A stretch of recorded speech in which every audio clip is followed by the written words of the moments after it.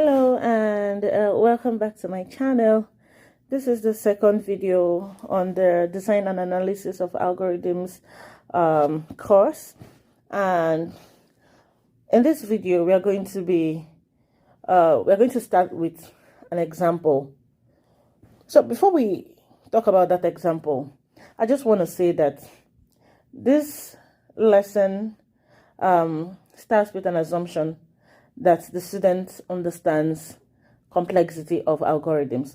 And by complexity, I mean the time and space complexity. Our main aim in this course is to solve problems or to write algorithms that solve problems efficiently. I'll just give a brief rundown of complexities. And like I said before, this course assumes that the student understands complexities. So if everything I'm going to say for the next 3 to 4 minutes is not very familiar to you, I would suggest you go back. I don't have a video on complexities. Maybe I will create one soon, but right now I don't. So if everything I'm going to say does not really sound familiar, I would suggest you just go back and look through complexities. But I'll just give a brief rundown just so that we can take our first example. In design and analysis of algorithms, we generally and basically we are going to be considering different real life problems and real life cases, and our main goal is to figure out different ways of solving that one problem. And then out of all the ways we've figured out we can solve this problem, what is the easiest way to solve it? Which method would we use to solve this problem in such a way that we spend lesser time solving it, in such a way that our program does not take so much space? So that's just, the main aim of design and analysis of algorithms. So first off, let's just take a general overview of complexity classes, and then we move on to our very first example. So for the complexity classes, we have the constant complexity. So for this one, no matter the size of our inputs, the complexity is always going to be constant. In this case, it's 1. So let's say no matter the size of our inputs, it takes, for example, 1 second to solve this problem. So complexity is constant. We have the next one. Let's consider log n. So this is usually, we usually see this for sorting problems. When we have to sort, we usually have a problem with complexity log n, where n is the size of our input. We also have O n, which is this is a linear complexity, and this depends directly on n, which is our input. So this means that the higher the input, the higher the time complexity. That means the more the input, the more the time it takes to solve this problem. The lesser the input, the lesser the time it takes to solve this problem. Okay, so I think we can, for example, if you write a function to sum of elements in a list, yeah. So if you just have one element, right, you can compare it to having 3 elements, because now when you have 3 elements, you're probably going to sum the first one, the second one, I and I, So yeah, so we have the other one, n log n, which is like a linear log. This is a linear log complexity. We have polynomial complexities, n power c, where c is a constant. Yeah. and n is input. For example, nested loops. Okay, like I said, this is a polynomial complexity example. A clear example is when you have a program that has nested loops. Let's say we have for, let's say, I in range, this is just an example, in range that then we have another for loop in a for loop. So when you have something like this, you have a for loop, then another for loop in that for loop, right? So this it has a polynomial complexity, and to be specific, this is a quadratic, right? This is a quadratic polynomial complex program, and it is O n raised to power 2 for the just two nested loops. If you have 3 nested loops, for example, for this, then another 4 here, then it's going to be n raised to power 3. So it all depends on the structure of your program. So this really is a clear example. Then we have another complexity class. This is our exponential. For exponential complexity, we have a constant raised to the power n, where n is your input. So this is like I said, exponential complexity. And a clear example is in recursive functions. Now let me give an example. Let's consider a Fibonacci sequence, right? So for our Fibonacci, if you can remember what the Fibonacci is, for our Fibonacci, if you can remember, the Fibonacci is a sequence of numbers where the next number is the sum of the last 2 numbers. So our first number is always 0, the next one 1, the next one will be 0 plus 1, that's 1, the next one 2, the next one 3, the next one 5, the next one 8, and so on. And there are many ways of, writing a function that gives us a Fibonacci sequence. We could do it recursively, and we could do it iteratively. If we decide to do it recursively, that means, first of all, let's say we want to define a function, and let's call that function RF, recursive Fibonacci, right? And we want to say that we have, let's say, n, if n is 0, return 0. If n is 1, return 1. So the next, if n is neither 0 or 1, that's else. That's where we use else. Else, we want to return RF, right? Of n minus 1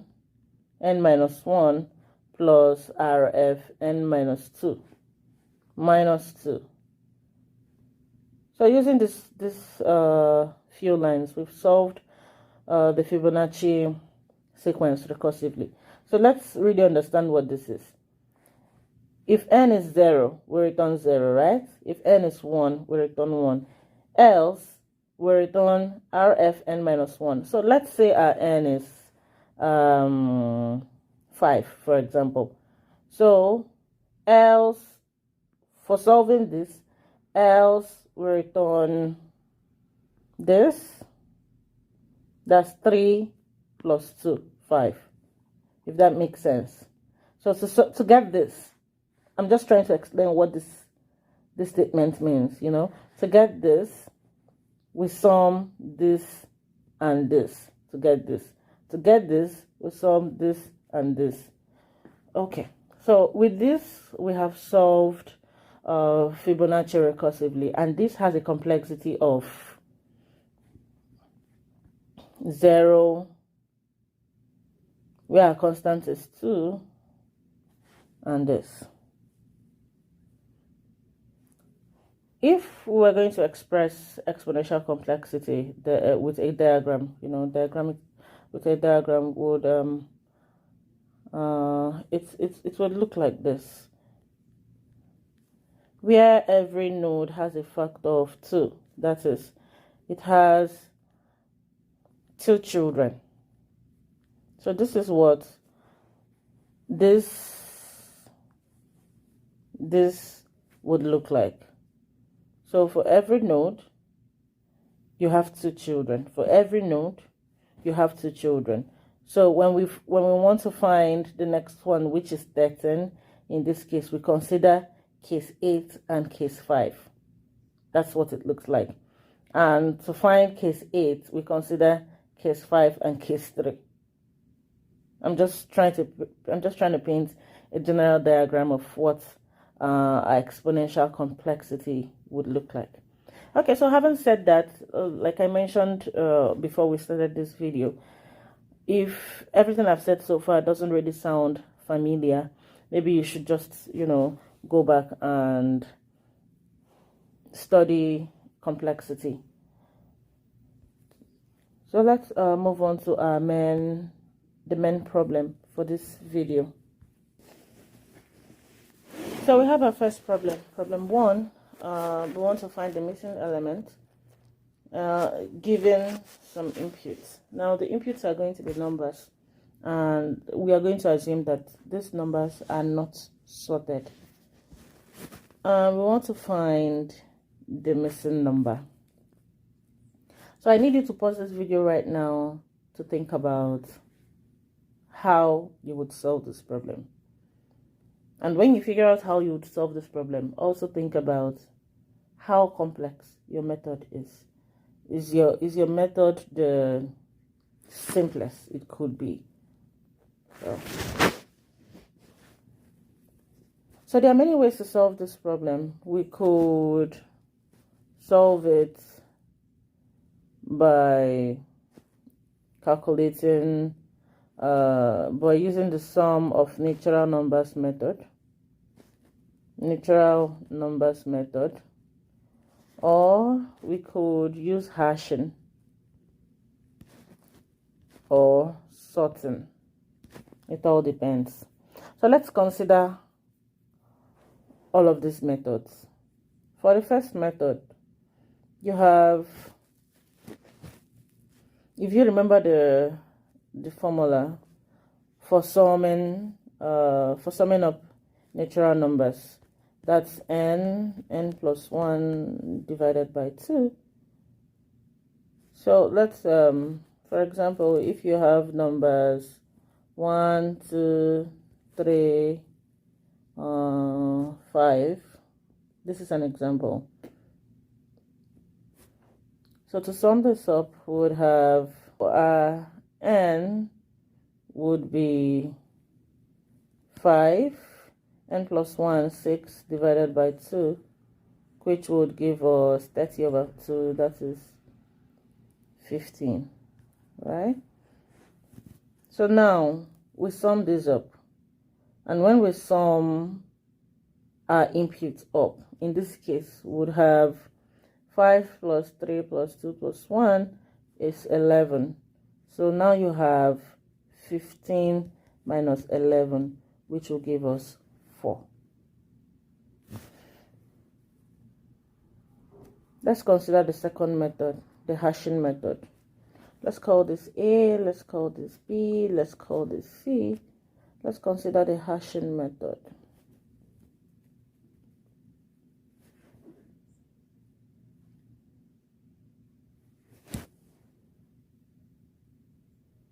So for our hashing method, we'll just briefly talk about it.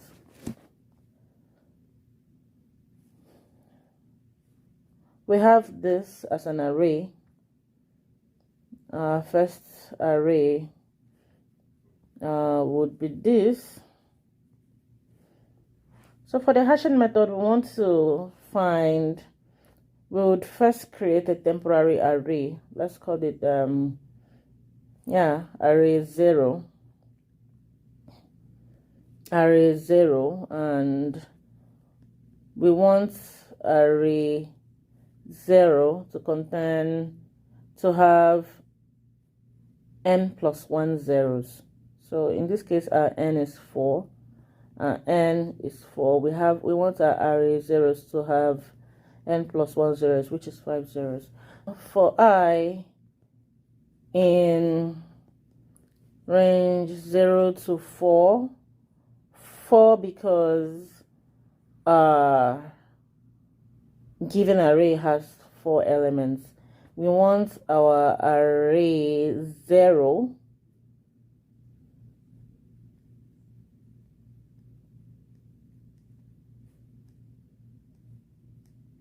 equals 1. So let's go through this. So for I in range 0 to 4, let's start from 0. So we want array, let's say array 0, which is here, 1 minus 1. So this, okay, let's go through this. For I equals 0, right? Array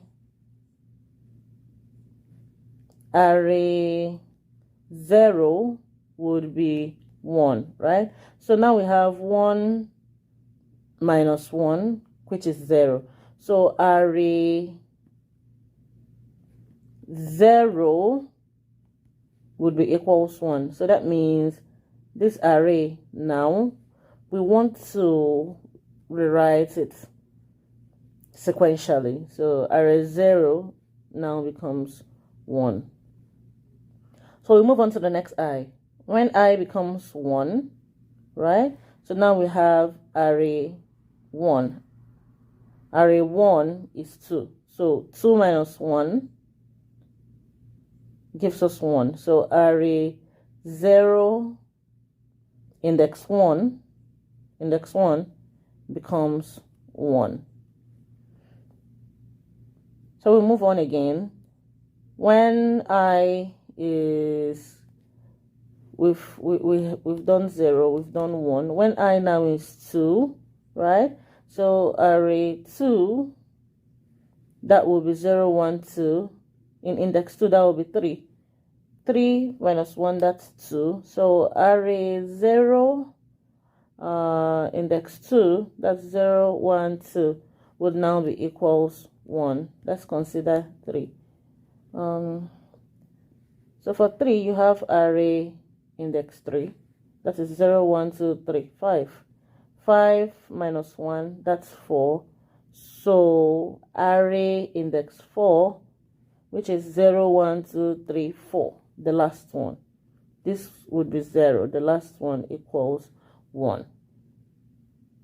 So we see that we have rewritten our array 0 from an array of zeros. Now it's an array of 1s and 1 0.